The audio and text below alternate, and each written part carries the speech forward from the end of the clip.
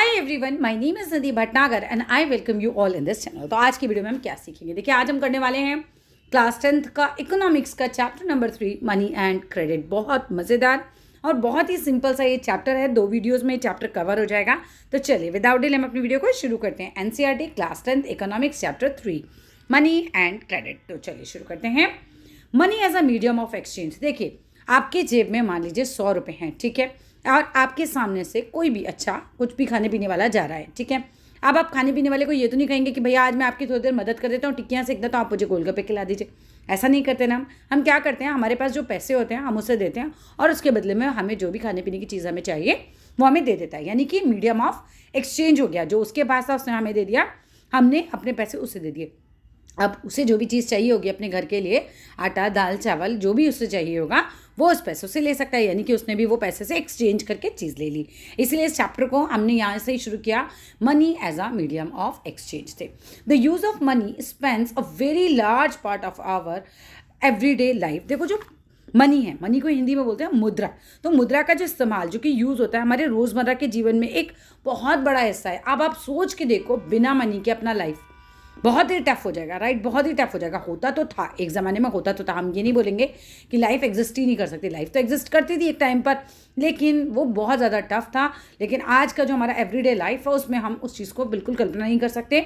हमारे यहाँ जो रोज़मर्रा का जीवन है उसमें जो पैसा है, मुद्रा है, उसका इस्तेमाल जो है वो एक बहुत बड़ा हमारा हिस्सा बन चुका है। Look around you and you would easily be able to identify several transactions involving money in a single day. अपने आसपास देखो and you would easily be able to identify, और तुम आसानी से आइडेंटिफाई कर पाओगे, पहचान लोगे कि कितनी सारी ट्रांजेक्शन्स जो होती हैं वो इन्वॉल्व होती हैं, मतलब ट्रांजेक्शन्स में इन्वॉल्व होती हैं money in any single day. मतलब एक दिन में ही आप देखो कितनी बार आप मनी का ट्रांजेक्शन इधर से उधर आप होते हुए देखोगे। आप बाहर जाओगे, मार्केट में देखोगे, उससे लोग पैसे दे रहे हैं, वो कुछ और किसी से कुछ खरीद रहे हैं, राइट? ऐसी ट्रांजेक्शन्स हम बहुत ही नॉर्मल लाइफ में देखते हैं। So can you make a list of these? ये सिंपल सी है, आप बना लीजिएगा। In many of these transactions goods are being bought. अब इन सारी ट्रांजेक्शन्स में हम क्या देखते हैं, बेसिकली क्या हो रहा था, गुड्स यानी कि सामान जो है वो हम जो है उसको मतलब खरीद रहे होते हैं या फिर हम बेच रहे होते हैं, है ना? तो ट्रांजेक्शन्स में बेसिकली यही हो रहा है कि गुड्स को खरीदा जा रहा है, गुड्स को बेचा जा रहा है with the use of money. In some of these transaction services are being exchange with money. देखो, कुछ ट्रांजेक्शन्स ऐसी भी होती हैं जिसमें हम देखते हैं कि सर्विसेज जो हो रही है वो एक्सचेंज हो रही है मनी से। जैसे कि आप मान लीजिए आपकी कार कोई साफ करने आता है तो आप उसको पैसे देते हैं, राइट? तो इसका मतलब आपने उससे सर्विस लिया और उसने मतलब हमारा काम किया तो हमने उससे बदले में क्या दे दिया, पैसे दे दिए, एंड सो ऑन। लाइक आपके घर पे मेड्स हो सकती हैं, आप बहुत सारी इस तरह की सर्विसेज अवेल करते हैं। For some there might not be any actual transfer of money. हम कई जगह ऐसा देखेंगे एक्चुअली में मनी को ट्रांसफर होते हैं हम नहीं देख रहे हैं, taking place now but a promise to pay money later, है ना? बहुत सारी जगह ऐसा होता है, हम कहते हैं कि ठीक है अभी आप काम कर दो या हमें सामान दे दो, हम पैसे बाद में दे देंगे, राइट? कई बार शॉपकीपर के पास भी हम जाते हैं, अगर वो हमें बहुत पुराने टाइम से जानता है तो हमें उधार भी दे देता है, ठीक है। और गांव ग्राम में ये चीज़ आज भी बहुत ज़्यादा है क्योंकि लोग वहाँ पे विश्वास पे ज़्यादा चलते हैं। शहरों में फिर भी आपको कम उधार मिलेगा, लेकिन गांव में आज भी लोग एक दूसरे को उधार दे देते हैं आसानी से। Have you ever wondered why transactions are made in money? आपने कभी सोचा है इस बारे में कि ट्रांजेक्शन्स जो होते हैं वो मनी से क्यों होते हैं? The reason is simple. इसका बहुत ही सिंपल सा एक जो है वो रीज़न है। क्या सिंपल सा रीज़न है? A person holding money can easily exchange it for any commodity और सर्विस दैट ही और शी माइट वांट। देखो, अगर हमारे पास मनी होती है ना, जिस भी पर्सन के पास जो भी मनी होती है उससे वो आसानी से एक्सचेंज कर लेता है। मतलब किसी भी कॉमोडिटी, किसी भी वस्तु को उससे वो खरीद सकता है जो उतने की आती हो, राइट? और एक सर्विसेज अवेल कर सकता है। आपके जेब में पैसे हैं तो आप उससे जितने पैसे हैं उस हिसाब से आप सामान भी खरीद सकते हो, कॉमोडिटी भी ले सकते हो और सर्विस भी अवेल कर सकते हो। Thus everyone prefers to receive payment in money। तो सब लोग क्या प्रेफर करते हैं कि भाई हमें पेमेंट कैश में मिल जाए, भाई मनी की फॉर्म में मिल जाए, for things that they want, right? अब देखो, पहले क्या होता था, पहले बाटा सिस्टम होता था। सबको पता है बाटा सिस्टम में क्या होता था कि मेरे पास गेहूँ है, तुम्हारे पास चावल है, हम दोनों एक्सचेंज करेंगे और हो गया। लेकिन अब प्रॉब्लम क्या आती थी कि अगर मेरे पास गेहूँ और तुम्हारे पास चावल है पर मुझे चावल नहीं, मुझे दाल चाहिए, लेकिन तुम्हें गेहूँ चाहिए, तो मनी एक्सचेंज करने में दिक्कत आएगी। सब क्या प्रेफर करने लगे? फिर धीरे धीरे फिर इस मनी का आविष्कार हुआ। एक तरीके से कहते हैं ना, वो आवश्यकता है आविष्कार की जननी है। इसी वजह से ये आई धीरे धीरे कि ज़रूरी नहीं है कि जिसको जो चाहिए आपस में वो एक्सचेंज कर सके, ठीक है। आप देखते हैं यहाँ पर आपको एक ना एग्जाम्पल दिया गया है किस चीज़ का, कि भाई मनी का कैसे हमको मतलब इंपॉर्टेंस बताएंगे इसमें कि take the case of a shoe manufacturer. हमने एक जूता बनाने वाले का एक एग्जांपल लिया। He wants to sell shoes in the market. वो चाहता था कि वो क्या करे, मार्केट में अपने जूते बेचे और बाय कर ले वीट, है ना। तो जूते के बदले उसको क्या मिल जाए भाई, वीट मिल जाए, उसको गेहूं की ज़रूरत है। The shoe manufacturer will first exchange shoes that he has produced for money. तो शू मैन्युफैक्चरर क्या करेगा, सबसे पहले जाएगा अपना जूता बेचेगा और मनी ले लेगा। Then exchange the money with the wheat. Very simple है, बहुत सिंपल सी बात है। मैं एक जूते वाली हूँ, अगर मैंने जूता बना लिया और मुझे गेहूं की ज़रूरत है, मैं जाऊँगी मार्केट पर अपने जूते बेचूंगी, जूते बेच के मुझे पैसा मिल जाएगा, उस पैसे से मैं गेहूँ खरीद लूँगी। ये हो गया एकदम सिंपल तरीका। इमेजिन करो how much more difficult it would B.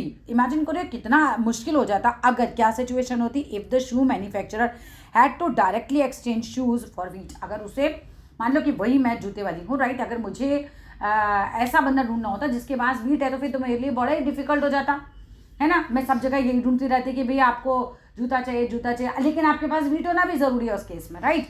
तो ये बहुत डिफिकल्ट सिचुएशन हो जाती है हमारे लिए, एक्सचेंज करना शूज़ को for wheat without the use of money. You would have to look for a wheat growing farmer who not only wants to sell wheat but also wants to buy the shoes।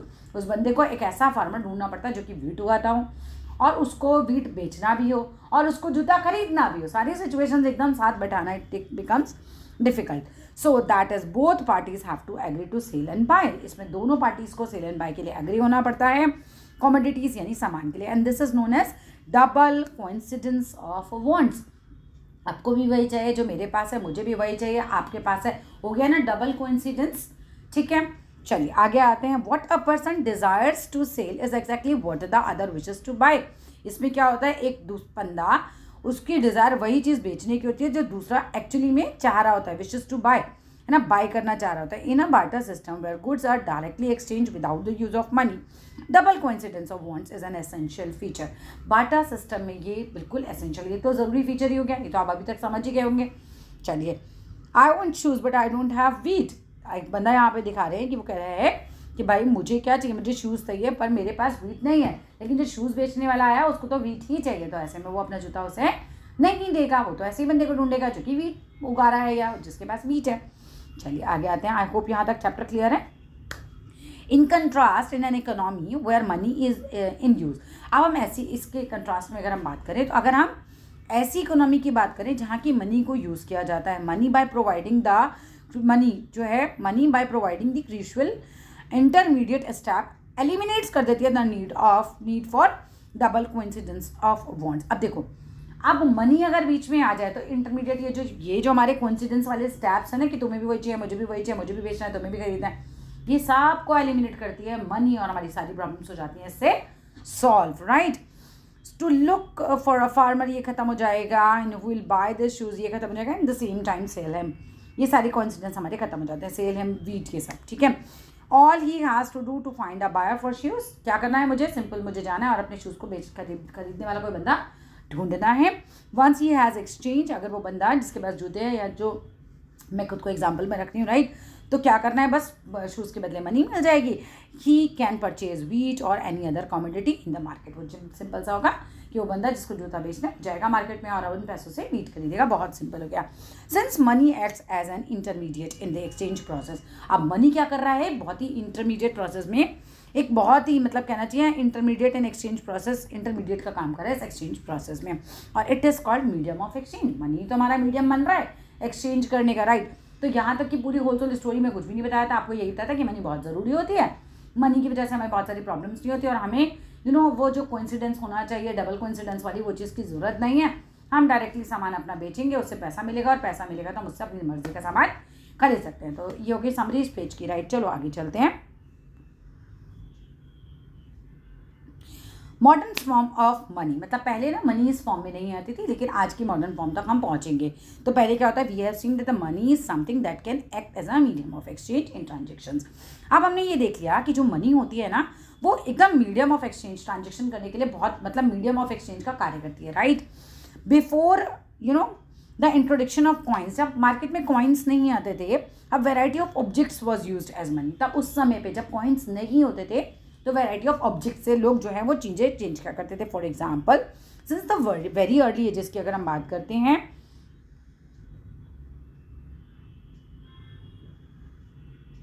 ठीक है, Indians use करते थे grains को या फिर cattle को as money, ठीक है, ऑलमोस्ट लाइक बाटा सिस्टम ही हो गया, ग्रेन्स को या कैटल को एज अ मनी यूज करते थे। देयर आफ्टर फिर क्या होता है, came the use of metallic coins, फिर धीरे धीरे क्या हुआ, मेटेलिक कॉइन्स आ गए, गोल्ड आ गया, सिल्वर आ गया, ये ना बिल्कुल लाइन से याद कर लेना कि पहले क्या होता था, सामान का एक्सचेंज, लाइक अपने जानवर दे दिए, अपना कुछ भी फसल दे दी, राइट। उसके बाद क्या हो रहा है, अब कॉइन्स आ जाते हैं। कौन से कॉइन आ रहे हैं हमारे, गोल्ड के कॉइन आ रहे हैं, सिल्वर के आ रहे हैं, कॉपर के कॉइन आ रहे हैं। A phase which continued well in the last century, ये वो फेज है जो लास्ट सेंचुरी की अगर हम बात करें तो तब तक चल रहा था। लाइक जो मनी हम यूज़ कर रहे हैं वो काफ़ी नई हो गई एक तरीके से हमारे लिए, क्योंकि लास्ट सेंचुरी तक इस तरह के कॉइन्स में एक्सचेंज चल रहा था। आई होप यहाँ तक चैप्टर क्लियर है। चलिए आगे चलते हैं, करेंसी की बात करते हैं।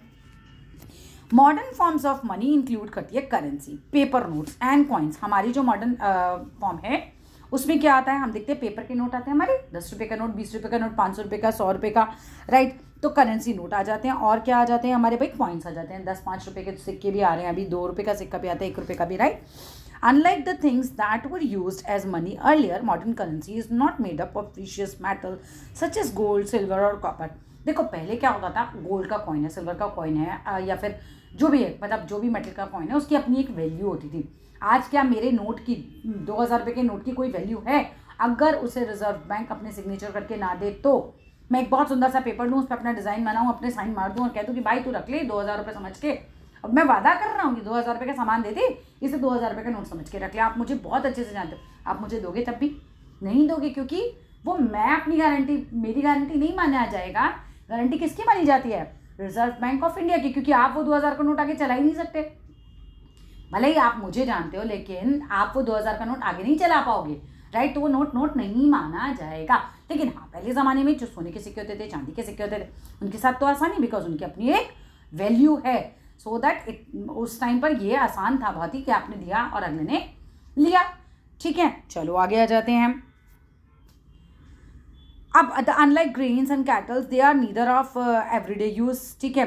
अब नहीं, यहाँ पर लाइन नहीं थी हमारी, पेपर नोट्स एंड कॉइन्स पे थी। Unlike the things that were used as money earlier, modern currency is not made up of precious metal से नहीं बनी है, गोल्ड से नहीं बनी है, सिल्वर से नहीं बनी है, कॉपर से नहीं बनी है। And unlike grains and cattle, भाई देखो ग्रेन और कैटल का तो भाई कोई ना कोई यूज रहता ही है ना। अगर मैं तुम्हें बदले में गेहूँ दूंगी तो तुम किसी ना किसी तरीके से यूज़ कर लोगे, कैटल दूंगी, अपने जानवर दूंगी तो भी तुम इसको यूज़ कर लोगे, बेच लोगे आके। लेकिन मैं अगर एक सिंपल कागज़ के ऊपर लिख कर दे दूँ 2000 रुपये एंड सिग्नेचर, राइट, तो उस कागज़ की अपनी कोई वैल्यू नहीं है, right. They are neither of everyday use, ठीक है। The modern currency is without any use of its own, modern currency का अपना कोई भी यूज नहीं है। आगे चलते हैं। Then why is it accepted as a medium of exchange, हम इस मनी को मीडियम ऑफ एक्सचेंज कैसे यूज कर सकते हैं, क्यों यूज कर पाते हैं? इट इज एक्सेप्टेड, यहाँ से ना इस क्वेश्चन को याद मार्क कर लेना, it is accepted as a medium of exchange because the currency is authorised by the government of the country. हमारी सरकार ने कहा है जी ये नोट आपको मानना ही पड़ेगा, आप मान लीजिए, ठीक है। इसे मानने के लिए अगर कोई मना करता है तो भी कानूनी अपराध है, राइट। अगर आपको कोई, मान लीजिए आप एक दुकान पे बैठे हैं और दुकान वाला आपसे ये कह रहा है कि ना ये नहीं लूँगा, मैं नोट नहीं लूँगा, मैं ये वाला, और आप इसके बदले मुझे ना, आप मुझे सोने का सिक्का दो, चांदी का सिक्का दो, तांबे का सिक्का दो, मैं तो वही लूँगा, तो भी आप जो है एक इलीगल काम कर रहे हैं, बिकॉज आपको उसे मानना पड़ेगा। सरकार ने मान्यता दी है, उसका वो नोट चलना ही चाहिए, ठीक है। समझ आ रही है बात? तो चलिए हम क्यों अब ये देखिए ये क्यों एक्सचेंज हो पा रही है, क्योंकि हमारी जो गवर्नमेंट है उसने इसे मान्यता दी है। यहाँ तक के पॉइंट समझ में आ गए हैं। पहले हमने क्या पढ़ा, पहले क्या चलते थे, सिक्के चलते थे या फिर ग्रेन्स और कैटल से आपस में एक्सचेंज होता था।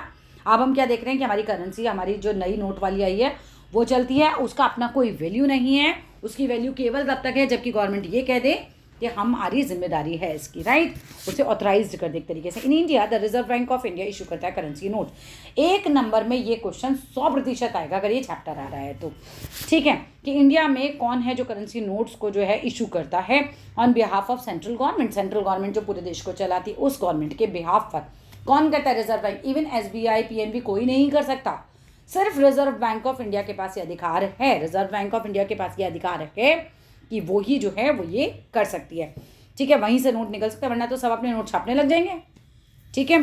अब एज पर इंडियन लॉ अगर हम बात करते हैं, नो अदर इंडिविजुअल, कोई भी बंदा नहीं छाप सकता नोट को, और कोई भी ऑर्गेनाइजेशन, कोई भी और ऑर्गेनाइजेशन आरबीआई के अलावा, ना कोई बंदा ना कोई organisation is allowed to issue currency. Moreover the law legalise करता है द यूज ऑफ रुपीज को as a medium of payment that can not be refuse in settling transactions. ठीक है, रिफ्यूज नहीं करा जा सकता इस चीज़ को, बिल्कुल आप रिफ्यूज नहीं कर सकते कि हम नहीं मानेंगे, नहीं, आपको मानना पड़ेगा, आपको ये नोट के बदले सामान देना पड़ेगा। अगर आप नोट को मना कर रहे हैं, इसका मतलब आप गवर्नमेंट ऑफ इंडिया ने जिस चीज़ को ऑथराइजेशन दी हुई है आप उसको मना कर रहे हैं, राइट, तो आपको मानना पड़ेगा। आगे आइए, no individual in India can legally refuse a payment made in rupees, right. आप इंडिया में है, ऐसा क्यों इंडिया में, क्यों, क्योंकि भैया अमेरिका की उनकी अपनी करेंसी है, अब हम यहाँ का नोट लेके वहाँ अमेरिका पहुँचा ना, हमारी इंडियन गवर्नमेंट ने कहा ये तो मानना ही पड़ेगा, तो वहाँ नहीं मानना पड़ेगा, उनकी गवर्नमेंट ने इसे मान्यता नहीं दी है, इसीलिए एयरपोर्ट पे मनी जो है हमारी आपस में वो जो है क्या बोलते हैं उसे एक्सचेंज कर लेते हैं हम, राइट। आगे आते हैं, hence the rupee is widely accepted as a medium of exchange. So rupee को बहुत ज़्यादा वाइडली जो है एक्सचेंज करने के लिए हम पूरी तरह से यूज़ करते हैं, तो रोज़मर्रा में ही यूज़ करते हैं भाई, सारा दिन रुपीज़ में ही सारी दुनिया चल रही है। आप डिपॉजिट्स विद बैंक में पैसे जमा करते हो, आपके पापा की तनख्वाह आती है, क्या करते हैं, सारे नोट घर में रख लेते हैं, नहीं, क्या करते हैं, जितने पैसे चाहिए उतने घर में रखे जाते हैं, बाकी सारे क्या होते हैं, बैंक में डिपॉजिट होते हैं। इसका क्या फ़ायदा होता है, देखो, पहला फ़ायदा ये कि मनी सिक्योर है, कि घर में चोरी होने के खतरे ज़्यादा होते हैं, बैंक से चोरी भी होती है तो बैंक की रिस्पॉन्सिबिलिटी भी होती है वो पैसे, ठीक है, वो हमें देगा बदले में। दूसरी बात आ जाती है कि जो हम बैंक में पैसे रखते हैं उसके बदले हमें कुछ ऊपर से इंटरेस्ट भी मिलता है, ठीक है। अब आइए, the other form in which people hold money is as deposits with bank, ठीक है, दूसरे फॉर्म क्या हो गई मनी की, वो मनी जो हमने बैंक में डिपॉजिट करके रखी है। At the point of time people need only some currency for their day to day needs, ठीक है। फॉर इंस्टेंस अगर हम बात करते हैं, मतलब डे टू डे लाइफ में हमें थोड़ी तो करेंसी चाहिए होती है, ठीक है, people need only some currency. सारे, मान लीजिए किसी पिताजी की तनख्वाह 1 लाख रुपए, तो 1 लाख रुपए थोड़ा ना चाहिए होते हैं, ठीक है, तो उनको क्या चाहिए होता है, डे टू डे नीड्स के लिए कुछ पैसे चाहिए होते हैं। फॉर इंस्टेंस का मतलब होता है, उदाहरण के लिए, workers who receives their salary, जो वर्कर्स अपनी सैलरी को रिसीव करते हैं at the end of each month have extra cash at the beginning of the month, है ना, एक्स्ट्रा कैश रहता ही है। तो what do people do with this extra cash, लोग इसे क्या करते हैं, they deposit it with the bank, ये बैंक में जमा कर देते हैं, by opening a bank account in their name. एक बार बैंक अकाउंट खुल गया, हर महीने नहीं खोलना है, खुल गया बस, अब हर महीने जाइए और इस बैंक अकाउंट में अपने पैसे जमा करा दीजिए। बैंक क्या करता है, accept and deposits, accept the deposits, bank accept करता है, आप जाएंगे पैसे जमा करने, बिल्कुल आपका खाता खोलेगा, एक्सेप्ट कर लेगा मनी को, ऑल्सो पे एन अमाउंट एज इंटरेस्ट, और आपको इंटरेस्ट भी वो पे करेगा उसके ऊपर ऑन द डिपॉजिट्स, आपने जितने भी पैसे जमा किए उसके हिसाब से। In this way peoples money is safe. इस तरीके से फ़ायदे लिखने के लिए आ सकते हैं, तो लिख लीजिएगा क्या फ़ायदे हैं। एक तो मनी सेफ रहती है विद द बैंक, हम अर्न करते हैं amount as an interest, 2 point आपको यहीं से मिल जाएंगे। नेक्स्ट बात पे आते हैं, people also have the provision to withdraw the money as and when they required. और फिर देखो, हम बैंक के पास जाएँ तो बैंक हमें मना नहीं कर सकता, जब हमें हमारे पैसे की ज़रूरत है बैंक हमें हमारा पैसा दे देगा। हाँ, आप बैंक के टाइम पर जाइएगा, ऐसा नहीं कि रात को पहुँच रहे 12 बजे और आपने तो कहा था एज एंड व्हेन हमें ज़रूरत है आप बैंक को लिए हमें दीजिए, ऐसा नहीं होता है, राइट। तो आप छोटे बच्चे हैं इसलिए आपको ये बात बताई जाए कि बैंक के टाइम पर आप जाइए, आपको आपका पैसा मिल जाएगा। These deposits are called demand deposits. बहुत बहुत बहुत इंपॉर्टेंट लाइन है ये, कि भाई जो पैसा हम बैंक में जमा करते हैं हम उसे क्या बोलते हैं, डिमांड डिपॉजिट्स। क्यों, क्योंकि हम उसकी डिमांड भी तो कर सकते हैं ना कभी भी, राइट। तो हमारे इस तरह का ये पैसा रहता है। चलिए आगे आ जाते हैं, आई होप यहाँ तक के पॉइंट्स क्लियर हैं। डिमांड डिपॉजिट्स ऑफर करते हैं अनदर इंटरेस्टिंग फैसिलिटी। अब क्या वो एक और फैसिलिटी है, it is this facility which lends it is essential characteristics of money that of a medium of exchange. अब ये भी ना, मतलब एक तरीके से आपने बैंक में जमा कर दिया तो आप क्या कर सकते हो, आप चेक भी दे सकते हो, अब अकाउंट भी किसी के अकाउंट में ऑनलाइन, अब तो ऑनलाइन ट्रांजेक्शन भी होने लगी, तो ये भी तो एक मीडियम ऑफ एक्सचेंज हमें मिल गया। बैंक में जमा है तो अब आपके पैसे घर में है तो आप घर का चेक तो नहीं बना सकते ना, क्या वाइफ को कह दो कि वाइफ के नाम का चेक है और घर पे जाके वाइफ से आप ले लो, ऐसा नहीं कर सकते ना। चलिए, यू वुड हैव हर्ड, आपने सुना होगा payments being made by cheques instead of cash. आपने इसके बारे में सुना ही होगा कि लोग जो है वो चेक देते हैं instead of cash for payments through the cheque. The paper who has an account with the bank, इस जो पेपर, देखो चेक क्या होता है, पेपर ही है, उसकी अपनी कोई वैल्यू नहीं है। क्यों वैल्यू है, क्योंकि बैंक ने उसे ऑथराइज कर रखा है, राइट, ठीक है। अब उसमें क्या होता है, the paper who has an account, नहीं, द पेयर जो पे करने वाला होता है, हु हैज़ एन अकाउंट, उसका अकाउंट होना चाहिए with the bank, makes out a cheque, वो बना दे सकता है cheque for a specific amount का। देखो अमाउंट आपके बैंक में होना चाहिए, नहीं तो चेक बाउंस होता है, which is an illegal thing. ठीक है, अब आइए, अ चेक इज़ अ पेपर। अब आ जाओ यहाँ से, व्हाट इज चेक, तो यहाँ से मार्क कर लो। A cheque is a paper instructing the bank, cheque एक इस तरह का पेपर है जो बैंक को इंस्ट्रक्ट करता है, कहता है कि आप ऐसा कीजिए, क्या कीजिए, टू पे अ स्पेसिफिक अमाउंट, जो मैंने इस चेक पर अमाउंट लिख कर दिया है, स्पेसिफिक अमाउंट है 10,000, 20,000, 50,000, 10 लाख, 50 लाख, राइट। किसको, फ्रॉम द पर्सन अकाउंट, मेरे अकाउंट से, राइट, मैंने चेक दिया है तो मेरे अकाउंट से, right, from the person account मतलब जिस बंदे ने चेक दिया उसके अकाउंट से, to the person is whose name the cheque has been issued, उस व्यक्ति को जिसके नाम पर हमने चेक इशू किया, राइट। यहाँ तक अगर आपको चेक की डेफिनेशन आती है तो आप लिख सकते हैं। आई होप यहाँ तक क्लियर है। चलिए आगे देखते हैं। वीडियो अच्छा लगे तो ज़रूर लाइक कीजिएगा, शेयर कीजिएगा चैनल को। अब यहाँ पर ना आपको चेक दिखा रखा है, अशू मैन्युफैक्चरर एम, नहीं, चेक पेमेंट्स दिखा रहा है कि भी कैसे होती है, right. A shoe manufacturer M Salim has to make a payment to another to the leather supplier, जो हमारा शू मेकर है एम सलीम, उसका नाम दे रखा है, उसको पेमेंट करनी है लेदर सप्लायर को, है ना, जूते वाला है तो उसको लेदर कहीं से खरीदनी पड़ती है जूते बनाने के लिए, तो उसने पेमेंट करनी है। And writes a cheque for a specific amount, वो क्या करता है, स्पेसिफिक अमाउंट का चेक उसको दे देता है। This means that the shoe manufacturer instruct कर रहा है इस बैंक को कि आप पे कर दीजिए amount to the leather supplier को, ठीक है, मेरी तरफ से आप दे दीजिए पैसे मेरे अकाउंट से। द लेदर सप्लाई क्या करता है, takes this cheque and deposit करता है उसको अपने अकाउंट में, बैंक में जाके। The money is transferred from one bank account to another bank account in the couple of days, कुछ ही दिनों में, 1, 2, 3 जो भी है ना दिन में, वो ट्रांसफर हो जाती है उसके अकाउंट में पैसा। And the transfer is complete without any payment of cash, है ना, आपको कैश भी नहीं निकालना पड़ा। कई बार हमें बैंक से बाहर निकलने में भी ये डर लगता है, ठीक है, तो आपने क्या किया, बस, है ना, कोई चोरी ना कर ले, कहीं पैसे गिर ना जाएँ, खो ना जाएँ, तो यहाँ पर आपने देखा बिना कैश के ही मनी जो है वो एक अकाउंट से दूसरे अकाउंट में ट्रांसफ़र हो जाती है। अब यहाँ पर आप देख सकते हैं कि ये स्टेट बैंक ऑफ इंडिया का दिखा रखा है, यहाँ पर कुछ डिटेल्स हैं जो कि यहाँ पर इस तरह से साफ़ नहीं आई हुई हैं, ठीक है, ब्रांच वगैरह है, उसका कोड वगैरह है, वो सब चीज़ें हैं। देखिए अब आगे आते हैं, यहाँ पर क्या दे रखा है आपको, यहाँ पर होता है चेक नंबर, यहाँ पर क्या दे रखा है, कोड जो कि बैंक यूज़ करता है ना, नकली ना बना सके कोई कुछ भी, और ठीक है, यहाँ पर हमारा अकाउंट नंबर आ जाता है, आप देख ही सकते हैं। चलिए आगे आ जाते हैं। Thus we see that demand deposit share the essential features of money, ठीक है, इस तरीके से हम देखते हैं कि डिमांड डिपॉजिट जो होते हैं वो शेयर करते हैं जो भी एसेंशियल फीचर्स होते हैं हमारे मनी के। The facility of cheque against demand deposits make it possible to directly settle payments without the use of cash. कितना सिंपल हो गया, हमने चेक को यूज़ किया और हमने कोई कैश भी यूज़ नहीं किया, तो हमारे लिए बहुत ही ज़्यादा मतलब ईजी हो जाता है इस तरीके से, चीज़ें डायरेक्टली पेमेंट हो जाती है बिना कैश के। Since demand deposits are accepted widely as a means of payment, भाई हम कह सकते हैं कि भाई ये तो काफ़ी ज़्यादा अच्छे से यूज़ किया जाता है, डिमांड डिपॉजिट्स को एक्सेप्ट किया जाता है वाइडली, बहुत ज़्यादा, as a means of payment में along with currency they constitute money in the modern economy, ठीक है। आगे आ जाते हैं।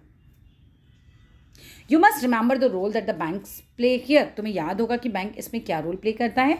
But for the banks there would be no demand deposit, अब बैंक के पास तो क्या, कहाँ से आता है इतना पैसा, उनके पास तो कोई डिमांड डिपॉजिट होता है and no payments by cheque against these deposit. So the modern forms of money होता है currency and deposits are closely link to the working of the modern banking system. अब यहाँ पर ये बता रहे हैं कि देखो बेसिकली लाइन से समझो, यू मस्ट रिमेंबर, तुम्हें याद होगा the role that the banks play here, bank का क्या रोल होता है, आपसे पैसे लेता है, आपके पैसे जमा कर लेता है, ठीक है, उसके बाद कोई लोन लेने आता है उसको भी पैसे देता है, तो बैंक का क्या रोल है यहाँ पर, है ना, जिसको ज़रूरत है, जिसके पास ज़्यादा है वो वहाँ जमा कर दो, जिसको ज़रूरत है वो वहाँ से ले जाओ। इसमें बैंक का क्या फ़ायदा होगा, बेसिकली बैंक आप पे इंटरेस्ट लगाएगा, आप जब जमा करते हो तो आपको थोड़ा इंटरेस्ट दिया जाता है उसके बदले, लेकिन जब वहाँ कोई लोन लेने आता है तो बैंक थोड़ा उससे ज़्यादा इंटरेस्ट लेता है, और इसी डिफरेंस को हम क्या करते हैं, बैंक अपने खर्चों में निकालता है, वहाँ की सैलरी जो होती है, जो भी खर्चे होते हैं उससे यूज़ होते हैं, ठीक है। अब currency and deposits are closely link to the working in the modern banking system, अब देख लेते हैं इस चीज़ को।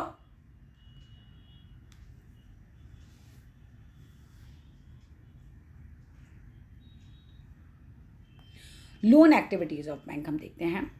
सो let us take the story of banks further, चलो अभी स्टोरी बैंक की भी देख लेते हैं आगे। What do the banks do with the deposits, bank क्या करता है इस डिपॉजिट्स का, which they accept from the public, जो भी डिपॉजिट उसके बाद पब्लिक से आता है, मैंने आपको ऑलरेडी बता भी दिया।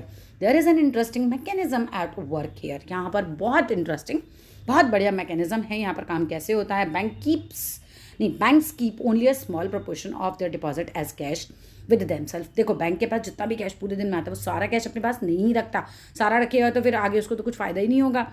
क्या करेगा वो, कितना रखता है, हमारे यहाँ कुछ बता रहे हैं। For example, banks in India these days जो हैं होल्ड करके रखते हैं 15% of the deposit as a cash. बाकी 85% का फिर वो क्या करते हैं, this is kept as a provision to pay the depositors who might come to withdraw money from the bank on any given day. देखो, ये जो 15% इन्होंने अपने पास रखे हुए हैं, इससे तो वो ज़रूरतें पूरी करते हैं। जो लोग उनके पास रोज़ जा रहे हैं, अपना कैश निकालने भी तो जाते हैं लोग, इस 15% से वो ज़रूरतें पूरी होती रहती हैं। Since on any particular day only some of its money depositors come to withdraw cash, the bank is able to manage with this cash. ठीक है, तो बैंक इस कैश से क्या कर सकता है भाई, मैनेज कर पाता है। 85% को क्या करता है, लोन देने में लगाता है, या जो भी उसकी एक्टिविटीज़ होती है उसमें लगाता है। आगे देखते हैं, उन्हीं पैसों से बैंक कमा रहा है जो वो कैश नहीं रख रहा, कैश रख के कमा नहीं सकता।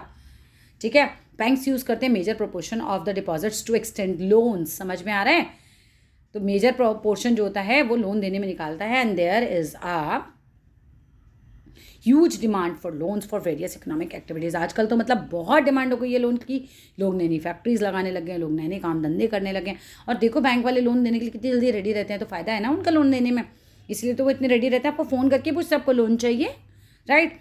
We shall read more about this, हम इसके बारे में और ज़्यादा पढ़ेंगे इन द फॉलोइंग सेक्शंस में। Bank make use of the deposits to meet the loan requirements. Bank इन डिपॉजिट्स को यूज़ करता है लोन रिक्वायरमेंट्स को पूरा करने के लिए लोगों की। And in this way bank mediate कर रहा है, मीडिएटर का काम हो गया ना, between those who have surplus fund. Surplus मतलब जिनके पास ज़्यादा है। जो डिपॉजिटर है, आज मेरी सैलरी मान लीजिए 1 लाख रुपए है, मुझे कितनी ज़रूरत है, 30,000 रुपये की। 70,000 रुपये मैंने क्या किया, बैंक में रखा, मेरे पास सरप्लस है, मेरे पास वो ज़्यादा है, राइट। अब मान लीजिए कि किसी सामने वाले बंदे की सैलरी कितनी है, 20,000 रुपये, लेकिन उसको अभी क्या बनाना है, उसको कोई दुकान डालनी है, तो उसको लोन चाहिए 1 लाख रुपये मान लीजिए। ठीक है, तो अब वो क्या करेगा, वो क्या हो गया एक तरीके से भाई, उसके पास जो है कम फंड्स है, तो उसको ज़रूरत है फंड की, तो वो बैंक के पास जाके लोन दे लेगा। अब आइए, तो वो बोरोअर हो गया एक तरीके से, मैं डिपॉजिटर हो गई, वो बोरोअर हो गया। बैंक चार्ज करता है higher interest rate on loans, है ना।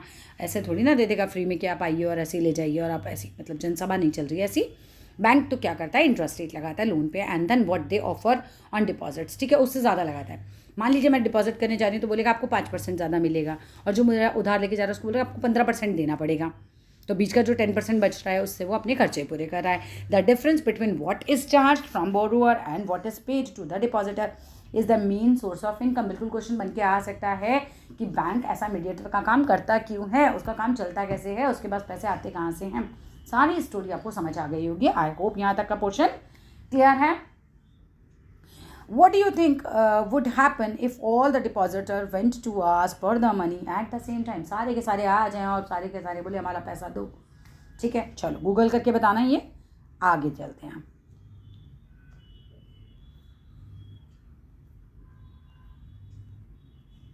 To different credit situations. ठीक है, मुझे कमेंट बॉक्स में ज़रूर लिख के बताना उस क्वेश्चन का आंसर। ठीक है, दो डिफरेंट जो है ये आपका होमवर्क हो गया। दो डिफरेंट क्रेडिट सिचुएशंस है। क्या सिचुएशंस है, a large number of transactions in our day to day activities involve करते हैं credit in some form or the other, है ना। लार्ज नंबर ऑफ ट्रांजेक्शन्स होती हैं हमारे डे टू डे एक्टिविटीज़ में, जिसमें इन्वॉल्व होता है क्रेडिट, किसी फॉर्म में भी ले सकते हो आप क्रेडिट। ठीक है, क्रेडिट यानी कि लोन जो होता है रेफर करता है to an agreement in which the lender supply करता है द बोरोअर विथ मनी, है ना। जो है ना, मतलब देने वाला है वो बोरोअर को मनी दे देता है, तो वो क्रेडिट हो गया, उधार हो गया, उसको दिया हुआ है। गुड्स और services in return for promise of future payment, है ना।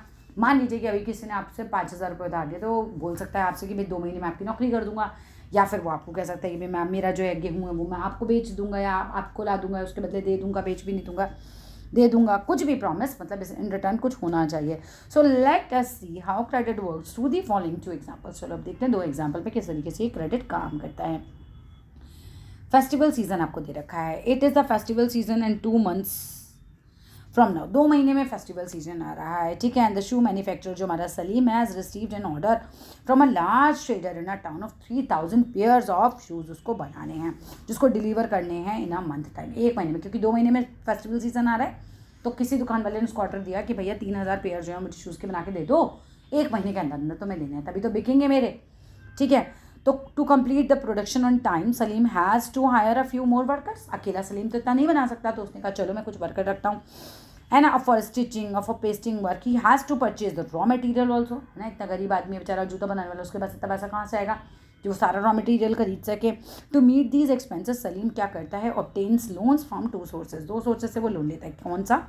First he asks the leather supplier to supply leather now and promise to pay him later. उधारी हो गया एक तरीके से कि भाई साहब आप मुझे लेदर दे दीजिए अभी, मैं आपको बाद में इसके पैसे चुका दूंगा, ठीक है। लेदर वाला उसको जानता है, उसने उसको उधार दे देता है, कुछ भी कागजी कार्रवाई कर आके, पर उधार तो है ही एक तरीके का, क्योंकि अभी पैसा नहीं दिया जा रहा, अभी सिर्फ सामान दिया जा रहा है।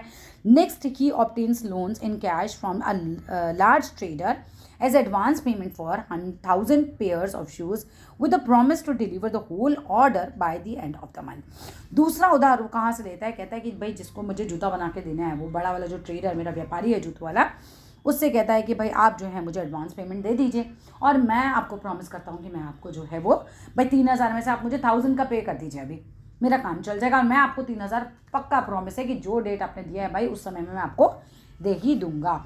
अब all the at the end of the month क्या होता है, Salim is able to deliver the order, make a good profit and repay the money that he had borrowed. तो सबका फायदा हो गया ना एक तरीके से। अच्छा, in this case Salim obtain करता है credit to meet the working capital needs in production. Credit means उधार, द क्रेडिट हेल्प करता है उसको to meet the on going जो भी उसके एक्सपेंसेस होते हैं प्रोडक्शन में। Complete production on time and thereby increase is earning, complete production भी हो जाता है टाइम पर और उसकी अर्निंग भी इंक्रीज हो जाती है।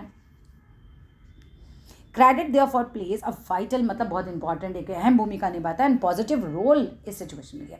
लेकिन हर सिचुएशन में क्रेडिट अच्छा नहीं होता है, ठीक है। इस सिचुएशन में अच्छा था, पर हर एक की सिचुएशन ऐसी नहीं होगी कि क्रेडिट अच्छा हो, क्योंकि इसमें रिस्क भी बहुत होता है, वरना हर आदमी नहीं होता हार ले ले हर चीज़ के लिए जाके, इसमें रिस्क भी बहुत होता है। यहाँ पर आपको एक जो है वो एग्जाम्पल दे रखा है, एक और मतलब हमें जो है कहानी एक तरीके से हम कह सकते हैं कि सपना की जो है समस्या दे रखी है। सपनाज प्रॉब्लम क्या है, समस्या है, सपना बेचारी बैठी हुई है।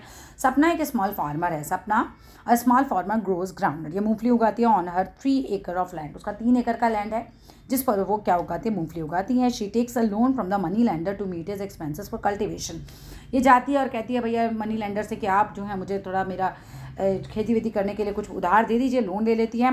Hopping that her harvest would help repay the loan, और इस आशा में वो लोन लेती है कि हाँ भाई जब मेरा कटाई होगी फसल की तो मैं ये पैसा वापस कर दूंगी।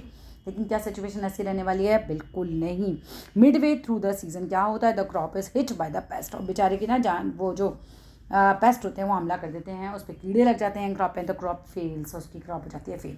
अब जिस क्रॉप के भरोसे उसने ये उधार उठाया था वो तो क्रॉप ही खत्म हो गई, अब उधार तो चुकाना है लेकिन तब भी।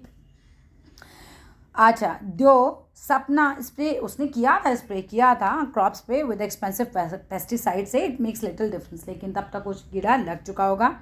She is unable to repay the money lender, अब वो अनेबल है, नहीं पे कर सकती, पैसे ही नहीं है उस पर तो पे कहाँ से करेगी, ठीक है। एंड डेप्ट ग्रो होता रहता है, अब उसका डेप्ट मतलब उधार में और फंस जाती है over the year into the large amount. Next year क्या होता है, basically Sapna takes a fresh loan for cultivation, अब पैसे हैं नहीं, पिछली क्रॉप हुई नहीं, बंदा ऑलरेडी उधार में चल रहा है, अभी वो जा रहा है फिर से कि भाई इस बार भी फसल उगाने के लिए बीज चाहिए या है ना, बहुत सारी चीज़ें चाहिए होती है आपको, तो वो फिर पहुंच जाती है लोन लेने के लिए। अब क्या होता है, नेक्स्ट ईयर क्या होता है, Sapna takes a fresh loan for cultivation, it is normal crop this year. अब इस साल चलो हो जाती है बट नॉर्मल होती है, बहुत बढ़िया, अभी भी नहीं हो रही है, फिर क्या हो रहा है, but the earning are not enough to cover the old loan, अब अर्निंग उतनी है ही नहीं कि ओल्ड लोन को पूरा कवर किया जा सके, सारे खर्चे पूरे किए जा सके। शी गॉट इन दैट, फंस गई वो उधार के इस चंगुल में।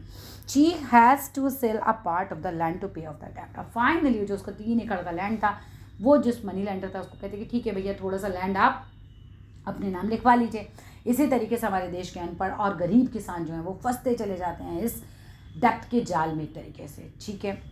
आपने सुना होगा किसान, कितने सारे किसान जो हैं आत्महत्या कर लेते हैं, ठीक है। और पहले तो ये बहुत ज़्यादा था, अभी तो फिर भी इस पर थोड़ा कंट्रोल आ गया है। क्यों? क्योंकि वो इसी तरीके के कर्जे में फंसते चले जाते हैं और फिर फाइनली वो अपनी जान दे देते हैं।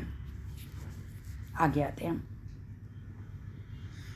अगर हम बात करते हैं इन रूरल एरियाज़ की, the main demand for credit is for किस लिए होती है? रूरल एरिया, गाँव में क्यों होती है डिमांड? क्रॉप प्रोडक्शन के लिए। गाँव में भाई उनको बिल्डिंग्स तो बनानी नहीं होती। बेसिकली वो कह रहे हैं मेन डिमांड जो उधार के लिए होती है वो होती है क्रॉप प्रोडक्शन के लिए। क्रॉप प्रोडक्शन इन्वॉल्व करता है कंसिडरेबल कॉस्ट ऑफ सीड्स, है ना, first fertiliser, pesticides, water, electricity, repair of equipment, ये सारे खर्चों के लिए हमें पैसा चाहिए होता है। पैसा उन पर होता नहीं तो वो उधार ले लेते हैं। There is a medium stretch of 3 to 4 months, ठीक है, ये जो मिनिमम ये जो पूरा प्रोसेस होता है लगभग 3-4 महीने ले लेता है between the time when the farmer buy करता है इन इनपुट्स को and when they sell the crop. ठीक है, आपने इनपुट्स खरीद के लाए फसल लगाने से पहले, उसके बाद आप बेचने गए, उस सब के बीच में जो है इतना टाइम बीत जाता है। Farmers usually take crop loans, farmer usually क्या करते हैं कि जो है वो क्रॉप लोन लेते हैं at the beginning of the season में और रीपे कर देते हैं लॉन्ग आफ्टर द हार्वेस्ट। बिल्कुल सिंपल सी बात है कि जब उगाने के लिए शुरुआत होती है, सब सामान चाहिए तो उधार ले लेते हैं और जब फसल उनकी तैयार हो जाती है तो बेचते हैं तो उसके उधार को चुका देते हैं। Repayment of the loan is crucially depend on the income from farming. अब रीपेमेंट तो उसी पर डिपेंड करती है ना कि भाई अगर आपकी फसल अच्छी से नहीं हुई तो आप रीपेमेंट कैसे करोगे। नहीं, रीपेमेंट तो एक तरीके से आपने जो लोन लिया, अगर अगली बार आपको लोन चाहिए तो क्रूशियली उसी चीज़ पर डिपेंड हो गई ना कि इनकम कैसी थी फार्मर की। नहीं नहीं नहीं नहीं, रुको रुको रुको रुको,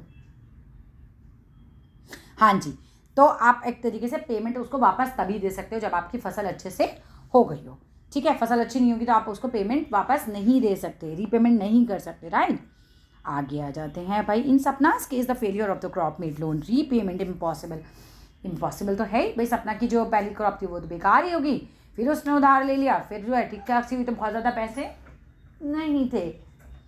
ठीक है, she had to sell part of the land. अब उसको क्या करना पड़ा भाई, रीपे करने के लिए अपने लोन को अपनी ज़मीन बेचनी ही पड़ी। क्रेडिट इंस्टेड ऑफ हेल्पिंग सपना इम्प्रूव्स हर अर्निंग।